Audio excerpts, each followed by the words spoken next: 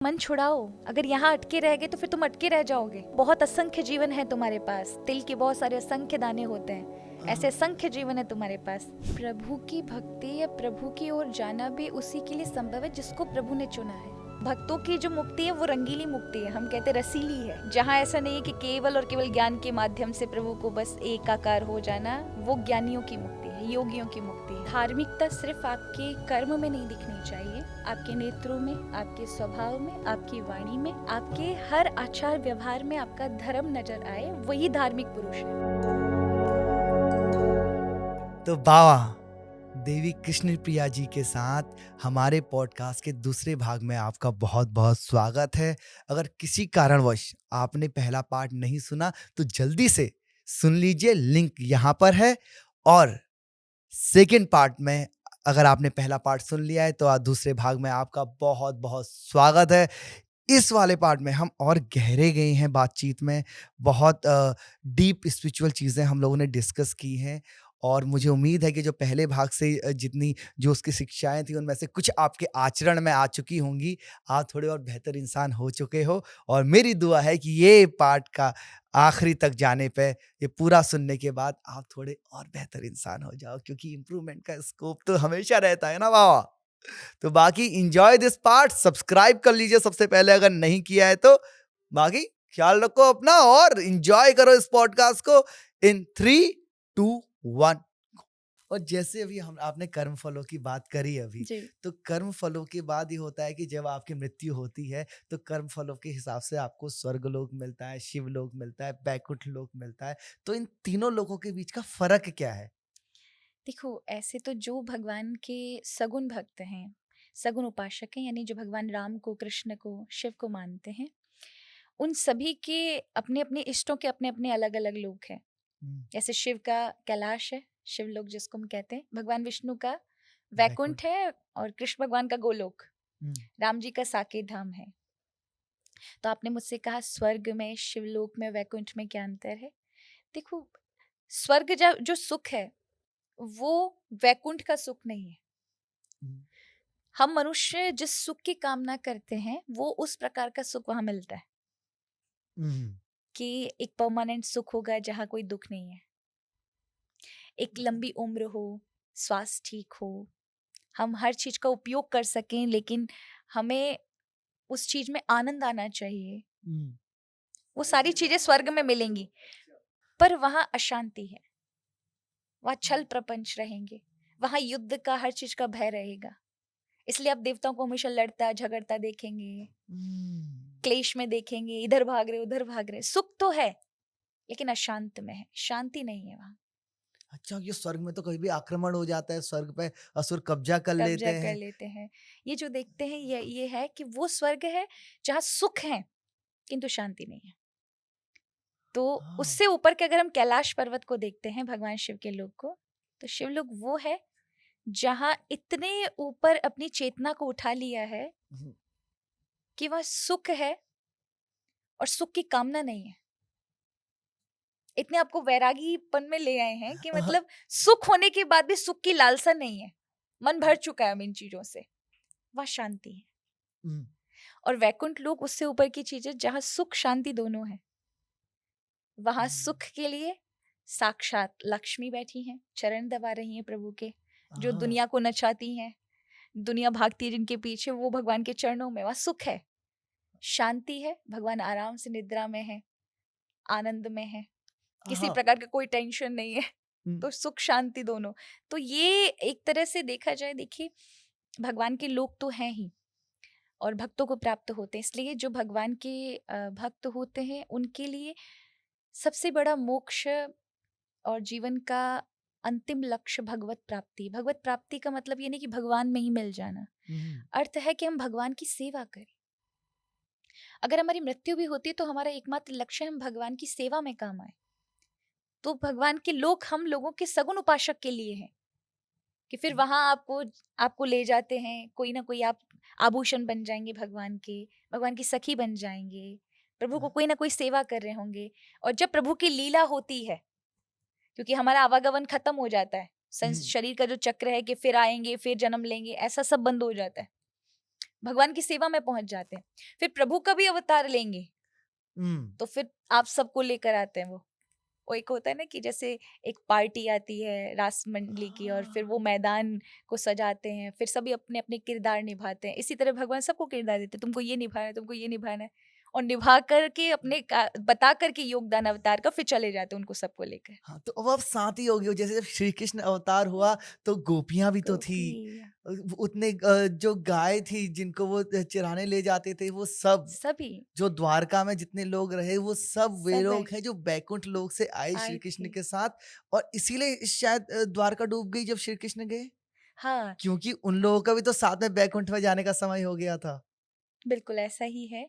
तो जिन जिन लोगों को भगवान लेकर आते हैं हम्म, उन्हीं उन्हीं को फिर प्रभु साथ में। अब देखिए भगवान कृष्ण के जाते ही नंद यशोदा समग्र जितना वृंदावन था सभी के सभी अदृश्य हो गए, क्योंकि प्रभु के कार्य के लिए आए थे, प्रभु के साथ आए थे। प्रभु की लीला जैसे ही हुई विराम, तो उन्हें यहाँ क्या लेना है, उन्हें भी साथ में ही जाना है। उनका कार्य हो गया, एक शिक्षा देने के लिए अवतार हम्म, होते हैं। हम्म, वो लोगों को शिक्षा प्रदान की और फिर अपने लोग चले गए। इस प्रकार से भक्तों का यही मुक्ति है। तो भक्तों की जो मुक्ति है वो रंगीली मुक्ति है, हम कहते रसीली है, कि हाँ, जहाँ रस है, जहाँ ऐसा नहीं है कि केवल और केवल ज्ञान के माध्यम से प्रभु को बस एकाकार हो जाना, बस प्रभु में मिल जाना। तो वो कहते कि वो ज्ञानियों की मुक्ति है, योगियों की मुक्ति है। उसमें हम भक्तों को रस नहीं है हम्म, कि मिश्री में अगर मिश्री मिल गए तो फिर क्या ही फायदा। हमें अ, तो मिश्री खाने वाला बनना है कि हम उसका टेस्ट ले सके कि मिश्री कैसी है। अब मिश्री अपना स्वाद नहीं ले सकती ना, हम्म, तो हमें वो वाला मोक्ष नहीं चाहिए, निर्वाण नहीं चाहिए। हमें तो ये रसीला वाला चाहिए जिसमें हम भगवान को देखते रहें, भगवान की सेवा करते रहें, प्रभु का सामीप्य मिले हमें, तो उनके चरणों में स्थान चरणों में मिले। स्थान मिले। वाह! तो जैसे अब जैसे ही हम शरीर छोड़ते हैं, अब ये स्वर्गलोक है, नरक भी जुड़े हुए हैं साथ में, तो क्या हो रहा है जैसे ही जिस दिन हम शरीर छोड़ेंगे, तो क्या होगा उसके जस्ट बाद? देखो सबसे बड़ी बात है, ना तो मैं रहूंगी बताने के लिए हुँ, कि क्या रहने वाला है, ना आप रहेंगे। बिल्कुल। तो जैसा शास्त्रों में और हुँ, हमारे ऋषियों ने अनुभव किया है हुँ, उसके विषय में मैं कहना चाहूंगी कि जब हम शरीर को छोड़ते हैं तो पहले तो हमारी जितनी आयु होती है वो सब पहले से निर्धारित होता है हुँ, कि आप 50 साल जिएंगे, 80 वर्ष इस जीवन में रहेंगे, या पूरी 100 वर्ष की आयु काटेंगे। और जब आप शरीर छोड़ते हैं तो फिर उसमें गरुड़ पुराण के अंतर्गत और कई पुराण में वर्णन है धर्मराज के पास। अगर हमने पुण्य किए हैं तो हमें धर्मराज के रूप में, सौम्य रूप में यमराज दिखते हैं। अगर हम पापी हैं तो हुँ, वही यमराज और क्रूर रूप में दिखाई पड़ते हैं। हाँ, तो क्योंकि हमारा शरीर छूट गया होता है, हमें सूक्ष्म शरीर दिया जाता है हुँ, वहां तक अपने लेखे जोखे को करने के लिए कि हमें अब क्या परिणाम मिलेगा। तो वहां पर जाने के बाद यमराज देखते हैं कि इनके क्या क्या इस कार्मिक इस जन्म के कर्म रहे हैं, क्या क्या कर्म किए हैं, कितना पुण्य और कितना पाप है। उसके अनुसार अगर पाप बहुत अत्यधिक इस जन्म में हुआ है, कोई ऐसा निश्चित पाप जो बहुत बड़ा है, तो उसके लिए 28 प्रकार के नरक हैं। हुँ, जैसे यहाँ पर अगर कोई किसी को के साथ गलत करता है, किसी का मर्डर कर देता है, तो फिर उसके लिए एक सजा होती है। हो सकता है उसे उम्र कैद हो जाए या कुछ और हो जाए। तो वो एक अपराध की सजा उम्र कैद है। ऐसे असंख्य अपराध यदि आप कर लेते हैं तो हाँ, उसकी सजाएं कितनी होंगी। तो एक एक विशेष पाप के लिए नरक है। अगर आपने किसी के साथ गलत किया है, किसी की हत्या की है, तो रौरव नरक में गिरोगे। हुँ, आपने किसी गऊ को मारा, अंधतामेस्त्र में गिरोगे। शास्त्रों की निंदा की है और शास्त्रों को झूठा बताया, स्क्रिप्चर्स को झूठा बताया है, संतों की निंदा की है, वो 80 पत्रवन में गिरेंगे। तो इस प्रकार से मतलब हर प्रकार के नरक फिर उनको भोग करके, क्योंकि अभी कर्म तो बाकी है ना आपने जो किए हैं, हाँ, वो जो नरक में कोई विशेष कार्य के लिए जो आपने अपराध किया उसका दंड भुगतना पड़ता है। हाँ, वो 4-5 या कभी कभी एक ही में, कई बार 5-5 नरकों में फिर आपको भेजेंगे कि अब इसका परिणाम है, इस जन्म में इसको ये जन्म मिलना चाहिए, इस इतना पुण्य है, इतना पाप है। तो हुँ, पुण्य के कारण सुख मिलते हैं और पाप के कारण आपके जीवन में कोई ना कोई रोग, कोई ना कोई दुख साथ में लगकर आएगा ही आएगा। हुँ। और जैसा गरुड़ पुराण में मैंने थोड़ा बहुत पढ़ा था कि जैसे ये जो लिखा जोखा होता है, ये शुरुआत के 24 घंटे के अंदर हो हो जाता है। जाता है। और उसके बाद आप धरती में वापस आ जाते अच्छा, हो क्या और होता है कि 24 घंटे के अंदर होता है, फिर उसके बाद आपको समय दिया जाता है कि जितना जल्दी हो सके अपना परिवार से मुँह छुड़ाओ। हुँ, क्योंकि हमारा, आप खुद सोचिए, किराए के मकान में भी अगर आप कहीं रहने जाते हैं, स्कूलिंग की होगी, आपने भी कॉलेज किया होगा, तो कई बार आप अ, हॉस्टल में रुकते हैं, माता-पिता से भी छूट जाते हैं।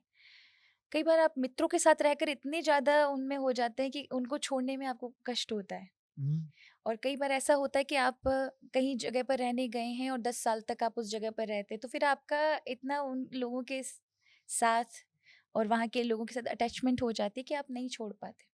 हम इस बॉडी में कम से कम 80 साल रहते हैं। हुँ, इसके साथ कितने सारे लोग जुड़े हैं और इतना आसान नहीं होता। इसलिए कहा, मृत्यु के समय बहुत भारी कष्ट होता है। वो सभी हाँ, चीज़ों को भुलाना आसान नहीं होता। तो मरने के बाद भी हमें तुरंत 24 घंटे में जलाया जाता है, हमारा संस्कार किया जाता है।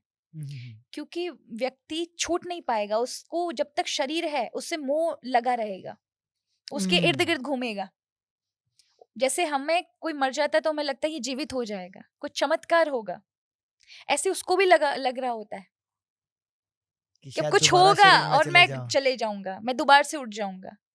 तो फिर क्योंकि परिवार, हमारे यहाँ ये संस्कार इसलिए बनाए गए हैं कि वो तब तक नहीं छूट पाएगा, और एक नया शरीर उसे नहीं मिल सकता जब तक वो वहां से मोह नहीं छुड़ाता।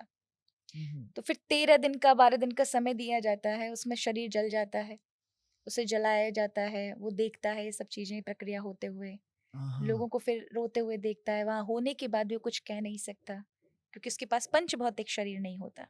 हुँ, हुँ, तो फिर उसके बाद धीरे धीरे समझ आ जाता है कि अब धीरे धीरे सब ठीक होने लगा है, धीरे धीरे लोग अब मुझे भुलाने लगे, अब 1 महीने के बाद उतना रोना नहीं होता, लोग फिर टाइम टाइम पर याद आता है तब रोते हैं, अपने कामों में व्यस्त है। 6 महीने के बाद वो देखता है कि बिल्कुल ही अब कम ही याद हो गया है, तो फिर हाँ, धीरे धीरे फिर उसको, उसकी स्मृति फिर वहां से चलती जाती है, चलती जाती है। कईयों को 12 दिन में के बाद ही एक नया शरीर मिल जाता है, कई मोह नहीं छुड़ा पाते, 6 महीने, 1 साल, हुँ, 3 साल, 12 वर्ष, कईयों को हजार हजार वर्ष की प्रतीक्षा करनी पड़ती है, वो अटके रह जाते हैं। तो जो हम भूत प्रेत की बातें हम लोग करते हैं जो धरती पे विचरण कर रहे हैं वो इसलिए क्योंकि उनका कोई ना कोई मोह रह गया है, इच्छाएं रह गई हैं। इच्छाएं रह गई है। अच्छा, आपको मैं बताऊं कि ये मेरे साथ कई बार घटित हुआ है, ऐसा नहीं है शक्तियां नहीं होती, होती हैं। कई लोगों को ये मजाक लगता होगा, हमारी पिछले वर्ष या इससे पिछले वर्ष कथा थी हमारी में, तो जिनके यहाँ हम रुके थे वो बहुत अच्छे परिवार हैं। तो उनके घर में कुछ ऐसा था, मुझे आभास हुआ कि यहाँ पर कुछ है, पर हाँ, क्योंकि मैंने सोचा शायद ऐसे ही होगा, लगता ही रहता है। तो फिर जिस शक्ति का वहां पर था, वो ऐसे तो हमारे, क्योंकि ठाकुर जी सेवा में रहते हैं, हम्म, तो वो ऐसी चीजें आपके प्रवेश नहीं कर सकती, जागृत उसमें नहीं कर सकती। पर वो चीजें स्वप्न में आकर के हम्म, वो सब चीजें दिखाना कि अपना अपना अस्तित्व दिखाना कि मैं हूँ। हाँ, तो उस टाइम हमने वहां पर हवन किया, उस परिवार ने फिर हमको अंतिम दिन बताया था कि यहाँ पर ऐसी चीजें, उनको हाँ, आभास हो गया कि ये एकदम से हवन क्यों कर रहे हैं। हम्म, तो फिर उन्होंने उस समय तो नहीं अच्छा, बताया, पर उन्होंने, उनको लग गया कि इनको पता लग गया है। फिर उन्होंने हाँ, अंतिम दिन बताया। तो ये सब चीजें होती हैं हाँ जी और ये आपको आभास करा रही होती हम्म, हैं कि हम हैं, या तो हमें निकालो यहाँ से, ये हम्म, चीजें करें आप कुछ उनके निमित्त। तो अगर, सबसे बड़ी बात है कि प्रभु की कथा में सामर्थ्य है, भगवान की भागवत कथा में सामर्थ्य है कि वो इन सब चीज़ों से बड़े बड़े, जो इन चीज़ों में फंसे हुए होते हैं, अटक जाते हैं, उन सबको निकाल कर बाहर कर देती। इसीलिए हमें गया जी में पिंडदान किए जाते हैं। हम गए थे दादा दादी का पिंडदान करने तो गया वो जी जो में। चावल के आटे के बनाते हैं, उसका अर्थ है वो व्यक्ति उसको निमित्त बनाते हैं कि ये है, और फिर उसमें तिल वगैरह डालकर हम ये कहते हैं कि ऐसे असंख्य जीवन है तुम्हारे पास, ये एक नहीं है। इसलिए हम्म, मन छुड़ाओ, अगर यहाँ अटके रह गए तो फिर तुम अटके रह जाओगे, अगली पीढ़ी ने तुम्हारे लिए कुछ सोचा नहीं सोचा। इसलिए छुड़ाओ, बहुत असंख्य जीवन है तुम्हारे पास, तिल के बहुत सारे असंख्य दाने होते हैं, ऐसे हाँ, असंख्य जीवन है तुम्हारे पास।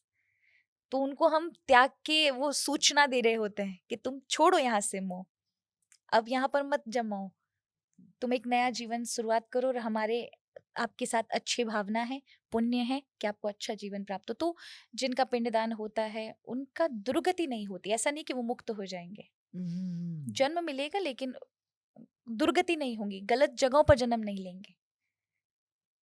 जी, हमारे यहाँ भी होता है। जैसे मैं उत्तराखंड से आता हूँ, तो हमारे यहाँ क्या होता है, अगर आपके परिवार में बहुत परेशानियाँ हो रही हैं, सब जी। गड़बड़ हो रहा है, तो एक बार जागर लगाई जाती है। हाँ, हाँ। तो जागर में क्या होता है कि डगरी और जगरी, ये 2 पार्टी होती हैं। तो एक होते हैं जो ईश्वर को एक इंसान के शरीर के अंदर बुला रहे हैं, हुँ, कुछ-कुछ हुँ। होते हैं जिनके शरीर के अंदर ईश्वर का अवतार होता है।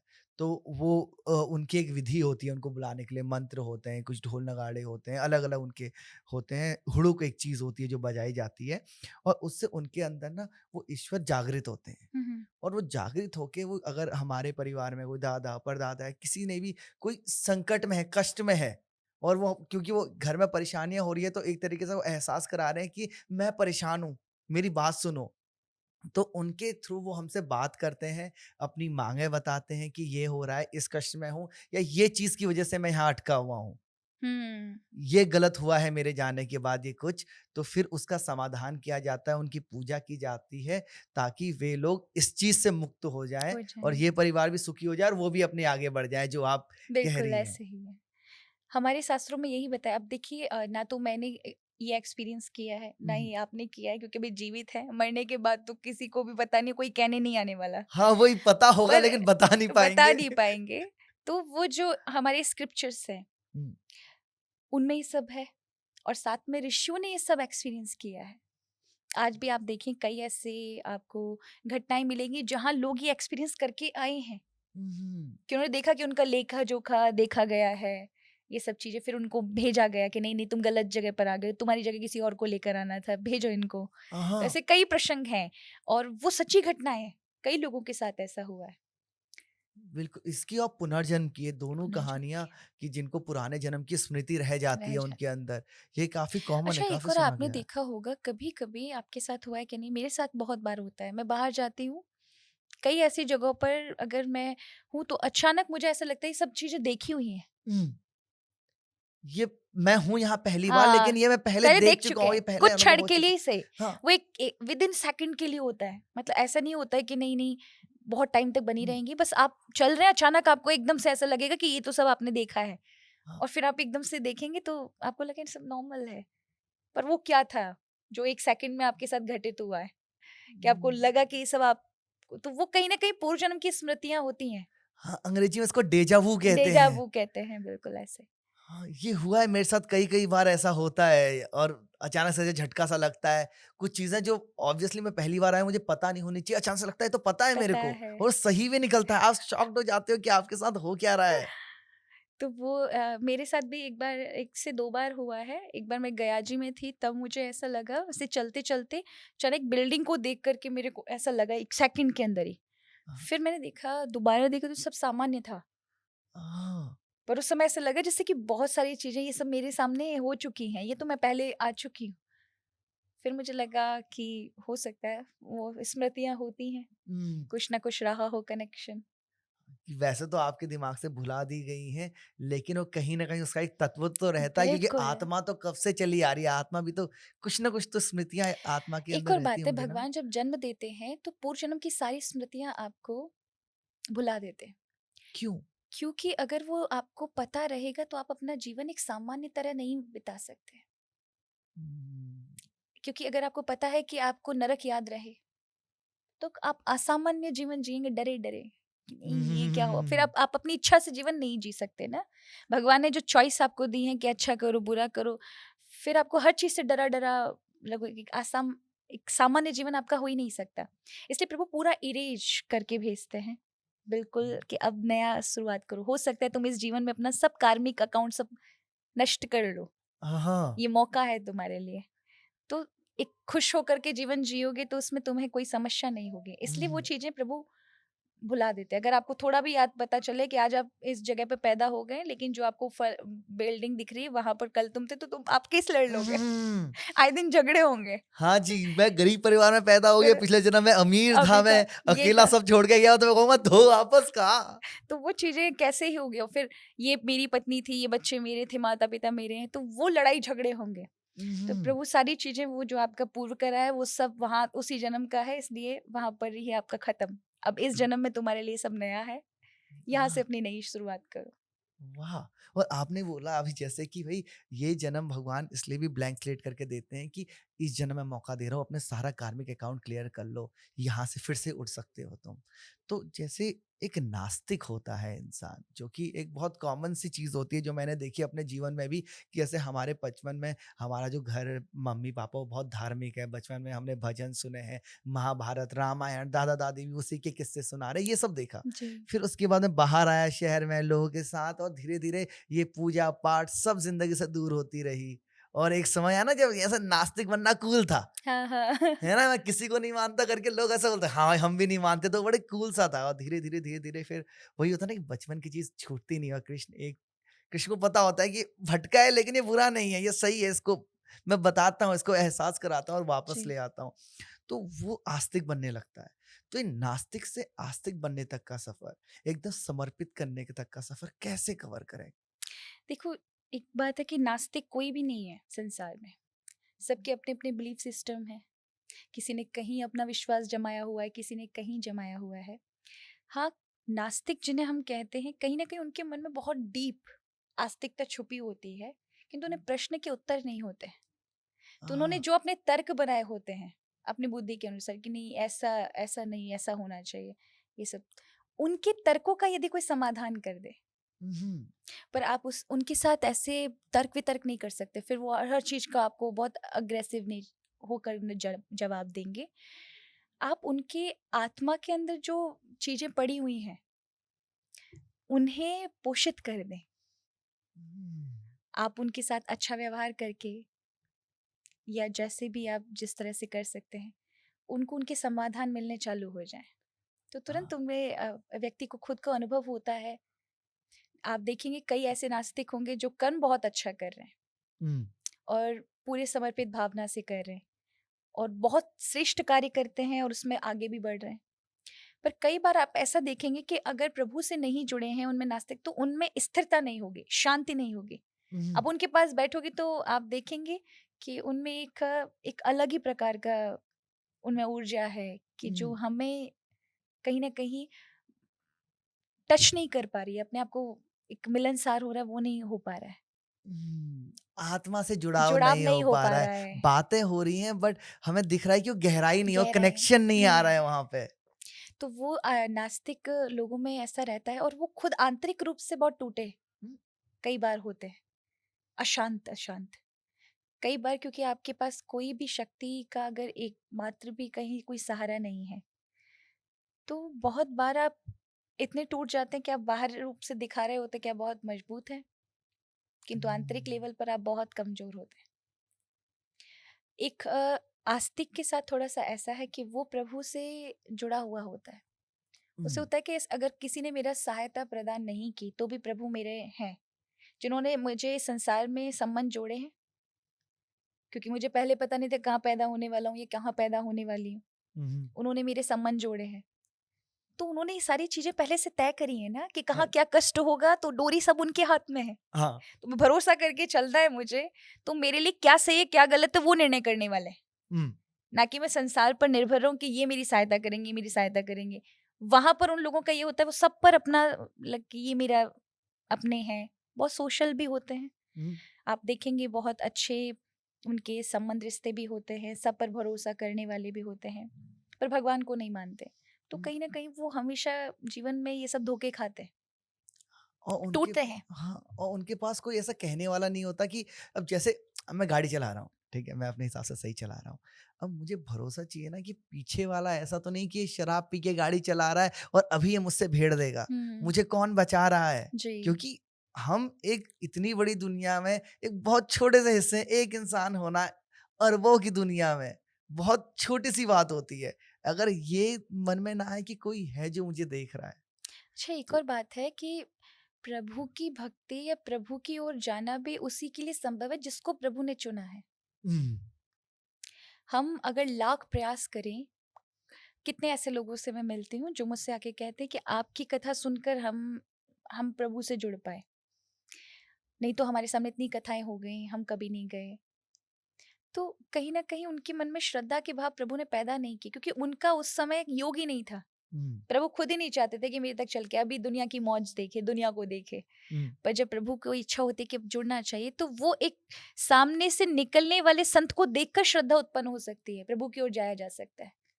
मंदिर हाँ, में हो रही आरती आपको प्रभावित कर सकती है, अगर प्रभु को आपको अपनी ओर लेकर आना है तो। एक हाँ, छोटी सी चीज आपको बहुत अत्यधिक इम्पैक्ट कर देगी।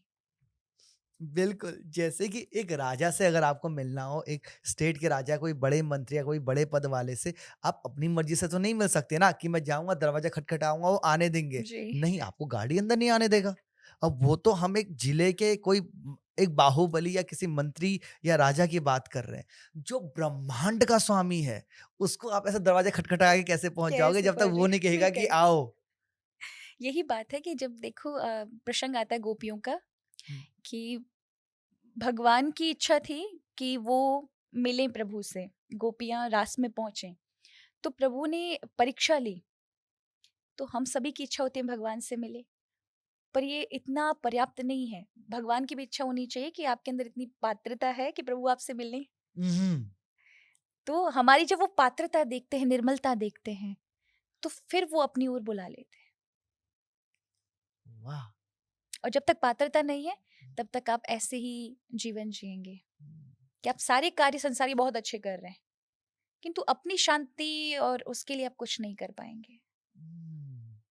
अब जैसे ये कि अगर हम ईश्वर के समीप समय बिता रहे हैं तो जीवन में सुख आएगा, कल्याण होगा, ये हम कहते हैं। अब क्या है कि जहाँ मंदिर है, मंदिर के बाहर हज़ारों भिखारी बैठे रहते हैं, जी। जो पूरे समय उनके कानों में सिर्फ़ भगवान की आवाज़ें गूँज रही हैं, हम्म। उनके सामने से पूरे टाइम भक्ति गुज़र रहे हैं। वो उस मंदिर के जहाँ पे बहुत अच्छा भाव है, जहाँ पे पॉज़िटिव ऊर्जा है, उधर पे ही बैठ रहे हैं। लेकिन फिर भी उनका पूरा जीवन लोगों से माँगते-माँगते ही गुज़र जाता है, दर्द पीड़ा में ही गुज़र जाता है, ऐसा क्यों?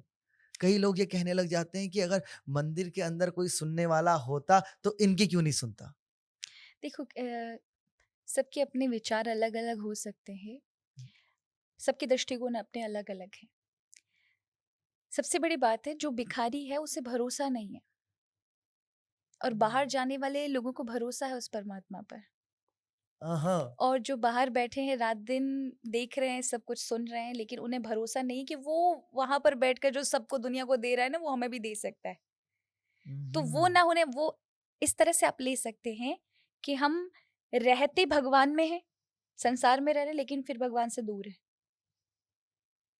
उसी इस परमात्मा में रह रहे हैं, लेकिन परमात्मा को नहीं जानते। उसी तरह से ये भिखारी जो बाहर बैठे रहते हैं, उनका ये है कि उन्हें भरोसा परमात्मा पे नहीं होता। हाँ। क्योंकि प्रभु ने कहा है, कर्म करना बहुत आवश्यक है, आप नहीं कर्म करेंगे तो आपको कुछ नहीं मिलेगा। प्रभु ने साफ साफ गीता में कहा है हुँ, कि अगर आप कर्म नहीं करते हैं और केवल चमत्कार पे विषय पे, तो मैं साथ नहीं। भगवान ने अर्जुन को कहा, अर्जुन मैं तुम्हारा साथ दूंगा, पर मैं युद्ध नहीं करूंगा। युद्ध तो तुम्हें हुँ, अपना खुद का करना पड़ेगा। और प्रभु यही कहते हैं, मैं बुद्धि प्रदान कर सकता हूँ, तुम्हें साथ दे सकता हूँ, सलाह दे सकता हूँ, एक नया प्रकाश विचार दे सकता हूँ, पर मेहनत तुम्हें करनी पड़ेगी। मेहनत मैं नहीं करूंगा, क्योंकि हाँ। मैंने तुम्हें बनाया है, 2 हाथ दिए, 2 पैर दिए, बुद्धि दी है, मन दी है, फिर भी आलसी बनकर बैठे रहो और मुझे दोष दो। तो वो उनको भरोसा नहीं होता प्रभु पर, तो हुँ, इसलिए वो वहीं उसी लेवल पर बने रहते हैं। और जो उन पे भरोसा करते हैं वो सेठ, क्योंकि उनको बाहरी लोगों पे, जो आने वाले भक्त हैं, उन पे भरोसा होता है, ये ज्यादा दे देगा। पर हुँ। जो उसको देने वाला, उस पे भरोसा नहीं होता, जहां से मांग के लेकर आ रहा है। हाँ, तो वो उधर पे हैं। ऐसा हो सकता है कि कोई संतों के सानिध्य में रहे, हमेशा उनके साथ रहे, लेकिन तब भी उसके जीवन का उद्धार ना हो। कितने ऐसे हैं, आप देखिए, कि जो संतों के सानिध्य में रहेंगे, लेकिन उन पे थोड़ा सा भी असर नहीं होता। आप ऐसे माहौल में कई लोगों को देखेंगे, और कई हैं जो उतना नहीं मिल पाते, कभी कभार आते हैं, लेकिन उनमें आप देखिए अगाध श्रद्धा है। हमारे यहाँ कहा जाता है कि दीपक के नीचे हमेशा अंधेरा होता है। हाँ। बहुत बार नजदीक लोग रहते हैं तो महिमा को नहीं जान पाते। दीपक सब जगह प्रकाशित कर देगा लेकिन अपने नीचे वाले स्तर पर नहीं कर, क्योंकि वहां तक प्रकाश नहीं पहुंच रहा, लोग समझना ही नहीं चाह रहे। और देखने पे लगता है कि देखो कितना दीपक के कितने पास है वो अंधेरा। और कितने दीपक के पास लोग हैं, आप हाँ। देखेंगे मंदिर के कितने पास है लोग, पर प्रभु से कितनी दूर है। तो विश्वास की, भरोसे की कमी है। हम्म, तो इसलिए उनको वो जो है वो मंदिर में दिखाई नहीं पड़ रहा है, उनको लोगों पे भरोसा है कि ये कर देंगे, पर जो लोग जा रहे हैं उनको प्रभु पे भरोसा है, इसलिए उनकी नैया पार हो जाती है। वाह। इससे एक मिलती जुलती ये परेशानी है कि काफी भक्तों की जो ये इस तरफ हम लोग कहीं मंदिरों में जाते हैं, जो मंदिरों में दर्शन करने जाते हैं, तो होता क्या है कि पंडित जी हमारे लिए जो वहाँ पे हैं वो ईश्वर के प्रतिनिधि हैं। तो लेकिन कई बार ऐसा हुआ है, हमारे भी निजी अनुभव में ऐसा हुआ है कि हम मंदिर में गए, दर्शन करने बैठे हैं, पंडित जी ने बैठाया, हाथ जी। में जल दिया और जल देके कुछ संस्कृत में बोलने को बोला।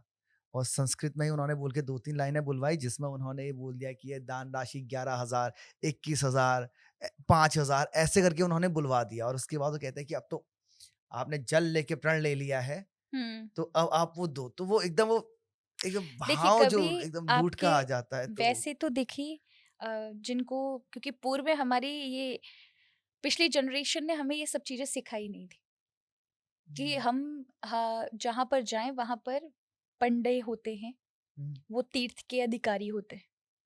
आप गंगा जी जाएं, हरिद्वार जाएं, अब मैं भी जाती हूँ, जगन्नाथ जी जाती हूँ, द्वारिका, हमारे पंडे हैं। हुँ, हम भी जाके दान इत्यादि करते हैं, क्योंकि तीर्थ में जाकर अगर आप संकल्प नहीं करेंगे तो आपकी पीढ़ी में रहने वाले जितने भी पितृ हैं या जितने भी लोग हैं आप इस समय जीवित हैं, उन सभी को वो पुण्य नहीं मिलता। जब आप संकल्प पढ़ते हैं, ब्राह्मण कराते हैं, तो वो सभी आपकी जितनी भी पीढ़ी में लोग हैं, उन सभी को उसका पुण्य मिलता है कि ये व्यक्ति इस समय इस तीर्थ पर आया है, इस हुँ, तीर्थ का पुण्य वहां पर जाता है। पर अगर मनमानी कोई ब्राह्मण करता है, देखिए अपनी श्रद्धा से आप उतना तो पर्याप्त दीजिए जिससे उसकी आजीविका चल सके, हुँ, क्योंकि वो पीढ़ी दर पीढ़ी उस कार्य को आगे कर बढ़ा रहे रहे हैं। हैं। हमें इसलिए अटपटा लग रहा है क्योंकि हम इससे पहले कभी करा नहीं है हमने, हुँ, ठीक है? और हमारे जो पिछली पीढ़ी है उसने वो चीज़ें हमें कभी, हम इतने तीर्थों में इतने जागरूक नहीं थे कि कभी हुँ, जाते हों और कभी इस तरह से चीज़ें देखी हों। नहीं, पूर्व में पंडों के पास वंशावली रहती थी, हुँ, हुँ, हुँ, हुँ, आपके दादा, परदादा इत्यादि की। पर यहाँ पर एक चीज़ समझने जैसी है, वो ये है कि ब्राह्मणों को भी थोड़ा-सा होना चाहिए, हुँ, जिसकी जितनी सामर्थ्य है, वो उतना दे पाए। हम जिद्दी ना हाँ, बने। अगर फिर भी आपको लगता है कि बहुत अत्यधिक आपको संकल्प में 11,000 करा दिया और आपकी सामर्थ्य नहीं, तो आपको दोष नहीं लगेगा। आपकी जितनी सामर्थ्य है उतना प्रदान करें। पर हुँ, उतना उसे प्रदान करें जिससे उसकी जीविका पर प्रभाव ना पड़े, हाँ, हाँ, हाँ, उसका हाँ। कार्य चलता रहे। अब आप 10 रुपए उसे प्रदान करेंगे, उसका 10 रुपए में क्या जीवन चलने वाला है? ये हमें विचार करना चाहिए ना। हाँ जी, हाँ जी, हाँ जी। तो आज के युग में हमको दोनों तरफ से देखना चाहिए। अगर हम उन्हें पर्याप्त देंगे तो शायद वो ना करें। पर अगर फिर भी ऐसे हट सभी प्रकार के लोग होते हैं, अगर ऐसा होता है तो ये सब मनमाना होता है कि अगर आप, अब उसकी कोई गरीब है, उसकी श्रद्धा नहीं है 11 की देने की, हुँ, हुँ, हुँ। तो 1100 भी दे सकता है, 500 भी दे सकता है, तो उसी को स्वीकार करा जाए। हाँ। तो मैं कहूँगी कि कहीं न कहीं ये चीज़ें जागरूक भी होनी चाहिए और हमें भी समझना चाहिए। हुँ, दोनों तरफ से ये काम होने चाहिए। बिल्कुल, बिल्कुल, एकदम। और जैसे अभी एक आखिरी चीज़ जो मैं आपसे, अब तो जी। बहुत चीज़ें मैं आपसे जानना चाहता हूँ, लेकिन समय के अभाव में मैं एक चीज़ आपसे अभी थोड़ा-सा, आप अगर मुझे बता दें कि आपका एक ट्रस्ट भी चल रहा है। जी। आप भगवत कथा के अलावा, स्पिरिचुअल प्रीचिंग के अलावा, मोटिवेशनल स्पीकिंग के अलावा भी बहुत कार्य कर रहे हैं। अगर संक्षेप में आप बता दें कि क्या-क्या कार्य अभी चल रहे हैं आपके द्वारा, तो बहुत अभी अच्छा जो लगेगा। हमारा ट्रस्ट कर रहा है, गौ माता की सेवा के लिए कार्य कर रहा है। जो गाय माताएँ जिनको लोग निकाल देते हैं या वृद्ध हैं या फिर सड़क पर मिलती हैं, घायल हैं, हुँ, उनकी सेवा हमारा भी ट्रस्ट कर रहा है। साथ में हम कन्याओं के विवाह कराते हैं साल में, जो निर्धन कन्याएँ होती हैं, हाँ, तो हमारा जो ट्रस्ट है वो निर्धन कन्याओं के लिए भी कार्य कर रहा है। साल में 11 कन्याएँ हैं, 21 कन्याएँ हैं, जो दिव्यांग हैं या जिनके माता-पिता नहीं हैं या हैं भी तो बहुत निर्धन हैं। तो हुँ, उनका जिस तरह से एक बेटी का विवाह होता है, वो सारे रस्म रीति करके हम हाँ, कराते हैं। वाह! और अभी कुछ आगे भी करने का सोचा है। तो देखते हैं प्रभु की जैसी इच्छा है। वाह! हम दुआ करेंगे कि प्रभु की इच्छा और सबकी कृपा बनी रहे और सबका एक योगदान रहे कि अच्छा कार्य आगे चलता रहे। आपके ट्रस्ट का नाम आप तो अभी हमारा जो ट्रस्ट है हुँ, वो, उसका नाम है चैन बिहारी आश्रय, चैन बिहारी आश्रय फाउंडेशन। तो मेरे ठाकुर जी के नाम से है, जो मेरे आराध्य हाँ, हैं। बचपन से मेरी माताजी ने जिन्हें मुझे प्रदान किया। और चैन बिहारी का अर्थ है चैन देने वाले। हुँ, जो मेरे दादा गुरुदेव हैं, उनके आराध्य थे चैन बिहारी लाल। तो वही मुझे चैन बिहारी लाल की वही साथ में हमेशा रखती हूँ। हुँ, और वही उन्हीं के नाम पे सारा ट्रस्ट है, सारे कार्य उन्हीं के नाम पर होते हैं। वाह! जी। देवी जी, आपसे बात करके इतना समझ के मुझे बहुत अच्छा लग रहा है। मुझे भी बहुत प्रसन्नता हुई, आपने मुझे यहाँ इनवाइट किया और बहुत सुंदर आपके प्रश्न थे। और हुँ। मुझे लगता है इतना डीप मुझसे लोग नहीं पूछते, लेकिन आपने बहुत अच्छा, मुझे ऐसा लगा जैसे आपने पूरे 7 दिन की चीज़ें मुझे इसी 1 डेढ़ घंटे में बता दी। आप बहुत ही अच्छे भगवान के भक्त भी हैं, आध्यात्मिक स्वरूप भी आपका दिखाई पड़ता है, भावों से पता चलता है। हुँ, तो आपका चेहरा बता देता है, ओज बता देता है, स्वभाव बता देता है। मेरा कहने का मतलब आपके सभी दर्शकों से भी कहूँगी, जितने भी भक्त श्रवण कर रहे हैं, कि धार्मिकता सिर्फ़ आपके केवल और केवल कर्म में नहीं दिखनी चाहिए। आपके नेत्रों में, आपके स्वभाव में, आपकी वाणी में, आपके हाँ, हर आचार व्यवहार में आपका धर्म नज़र आए, वही धार्मिक पुरुष है या धार्मिक व्यक्ति है। बिल्कुल। मैं कोशिश करूँगा मैं और अच्छा धार्मिक इंसान बनूँ और मेरी ऐसी गुज़ारिश है आपसे कि आप दोबारा ऐसे आपके साथ सत्संग करने का हमें ऐसा सौभाग्य प्रदान बिल्कुल। करें और मैं और सीख सकूँ और अपने जितने बाबा लोग हैं हमारे उनको मैं और सिखा सकूँ आपके द्वारा। मुझे बहुत प्रसन्नता होगी। और आप सभी को भी, आपकी टीम को भी बहुत-बहुत धन्यवाद। आपने मुझे यहाँ आमंत्रित किया उसके लिए भी, और सभी दर्शकों को भी। श्री बिल्कुल। राधे। श्री राधे। प्रणाम देवी जी। जय श्री। तो बाबा लोग ये था आज का हमारा पॉडकास्ट जिसे करने में हमें अत्यंत आनंद आया है और मन में अभी एक बहुत गहरा सुकून है, एक शांति है। अब दिमाग में कोई सवाल नहीं उठ रहे हैं। अभी मैं परम शांति का अनुभव कर रहा हूँ और मुझे उम्मीद है और मेरी ये कृष्ण से प्रार्थना है कि जब आप ये पूरा पॉडकास्ट सुन चुके हों, तो आपके अंदर भी वैसी एक शांति आप अनुभव कर पाओ और ये काफ़ी देर तक स्थिर रहे। और बाकी हम अगले पॉडकास्ट में मिलते हैं। आप सब्सक्राइब कर लीजिए हमारे चैनल को और देवी जी से जुड़ जाइए अगर आप अब तक नहीं जुड़े हैं, जो मैं मान ही नहीं सकता आप नहीं जुड़े हैं, लेकिन फिर भी 1% चांस अगर ऐसा है तो आप देवी जी से जुड़िए और मिलते हैं बाबा अगले पॉडकास्ट में। शुक्रिया, अपना ध्यान रखें, शब्बा खैर।